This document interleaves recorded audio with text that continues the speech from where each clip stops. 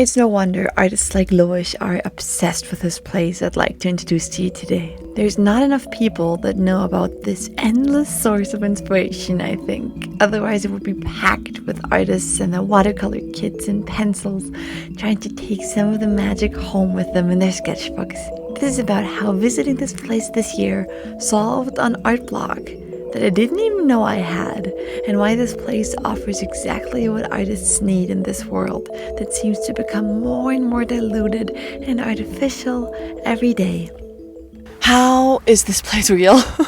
I'm a lover of magical places in Europe. I've painted and visited many, but in this video I want to talk about arguably the most inspiring one. I think of this place as the mecca for world builders, and I don't know why so few people in the art world seem to know about it. Every time I visit, my art blocks just dissolve, and I'm reminded that art making is really the closest we can get to making magic in our world. My inspirational cup just gets filled and overflows, and I find myself pouring from it for months and months and months after visiting this place. Today we're talking about Efteling. It's this dark and whimsical fantasy-themed theme park in a forest by a small town in the Netherlands. It's rooted in ancient European folklore, myths and fairy tales, and based on the watercolor illustrations of super talented artists, and you can totally feel that in every corner of the park. Every corner, every detail has been so intentionally designed, and wherever you are in your art journey, it makes you kind of want to step up your game in a good way. This park opened in 1952, making it one of the oldest theme parks in the world. It even predates Disney by I think 3 years, and there are some rumors that Walt Disney himself visited the park and drew inspiration for his own theme parks from the place. In the beginning, Efteling was just a small fairy tale forest that are quite common in Europe. I'm in one right now, actually.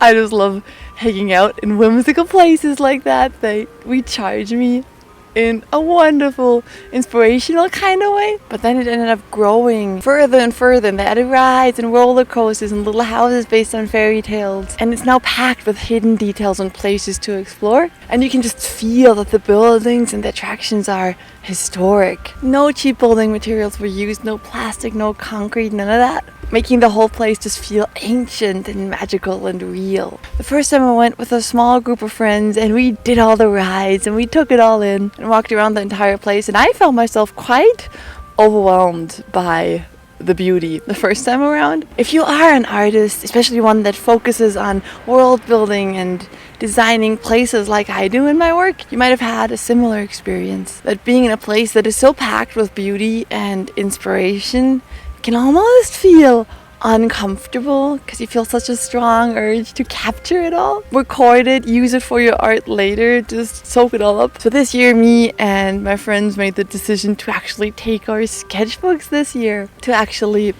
fully take it all in. If you see my sketchbook videos, then you know that even though professionally I do a lot of environment designs and world building and viz dev stuff for animated films, in my sketchbooks I usually just do quick sketches of living things, of people, of animals, of creatures, of characters. If I do decide to draw a landscape in my sketchbook, it takes me a minimum of 3 hours to get it where I want it to be. I just don't do quick sketches of places. I used to back when I was a teenager, but somewhere along the way I unintentionally trained myself that my environment sketches in my sketchbook need to be 5-hour long pieces that are polished and perfect and finished and fully rendered. But at a theme park like Efteling, there is so much you want to capture. So I was forced to just quickly make notes and sketches of things around me. This was finally not about making a perfect, impressive, finalized piece. This was just about quickly capturing the energy,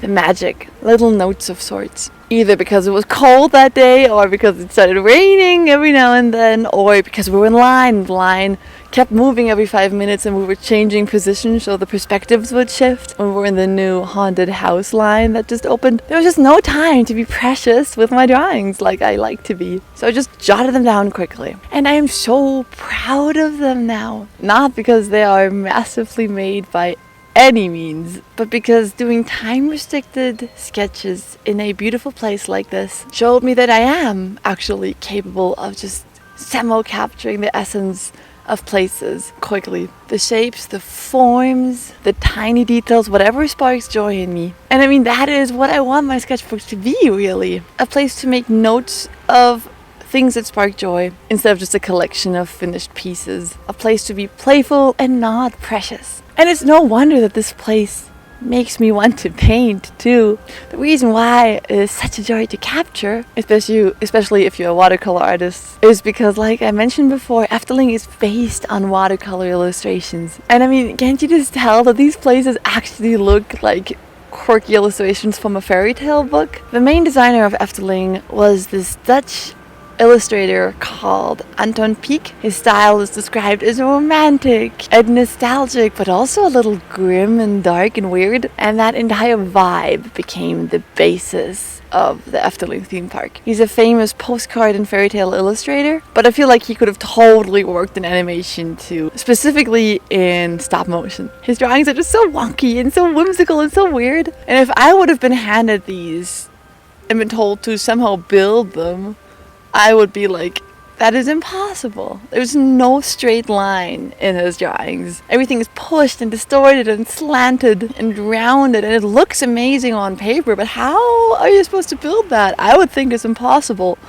But the people that built Efteling somehow pulled it off. And because of that, the whole place feels like you're just stepping into a watercolor book. And every house is its own unique, wonderful piece of art, and it is so inspiring. Honestly, when I go the next time, I might not go on any rides at all. And the rides are amazing. They're so fun and so vibey too, don't get me wrong. But there's just so much beauty in the marginal space of the rides, where you just walk around.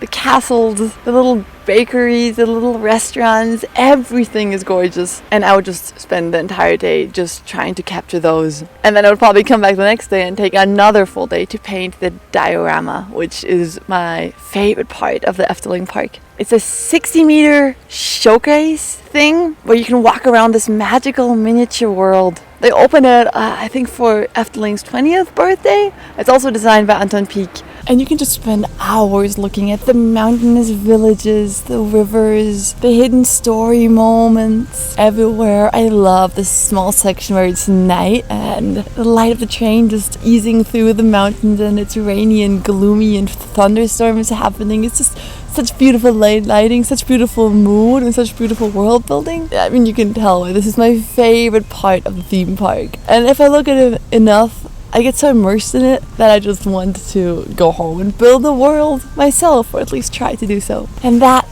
is what makes this place so special to me. It's like, outside of this theme park, outside of this beautiful creative space, the world grows more and more fast and artificial and modern. Meanwhile, it makes me happy that places like Efteling still exist. Places that are handmade, rooted in hand-painted art, and respecting the quirky, weird, unique visions of a small number of artists and Imagineers. And it's just a bottomless pit of inspiration if you are a world builder yourself. So if you do ever get to visit this place, I obviously highly recommend it. But even if you can't make it to the Netherlands anytime soon, I hope that just knowing that places like Efteling exist gives you as much comfort as it does to me. And hopefully some of the images I've shared with you here today inspire you as well. I, for one, am very grateful to have unlocked quickly sketching environments for myself, for my own artistic journey. It will likely prove very useful, especially during winter time when you have like 4 minutes to capture a beautiful place here in the Alps before your fingers freeze off, to paint one of these beautiful Austrian cabins, for example. Like, all of winter I'm just wandering around being like, oh, I wish I could capture this, but I don't have the time. But that is an excuse, and I challenge you to like break through those beliefs that you've been telling yourself on the artistic journey, like, oh, I can't draw quickly, or no, I can't do watercolor, or no, I can't be playful or loose or something. Like, that is stuff we tell ourselves, and there's room to grow in every direction. That's what Efteling showed me this year. So thank you for letting me share a space like this, it means so much to me. I hope wherever you are, you have a creative, inspiring day, and yeah, I'll see you in the next one. Bye bye.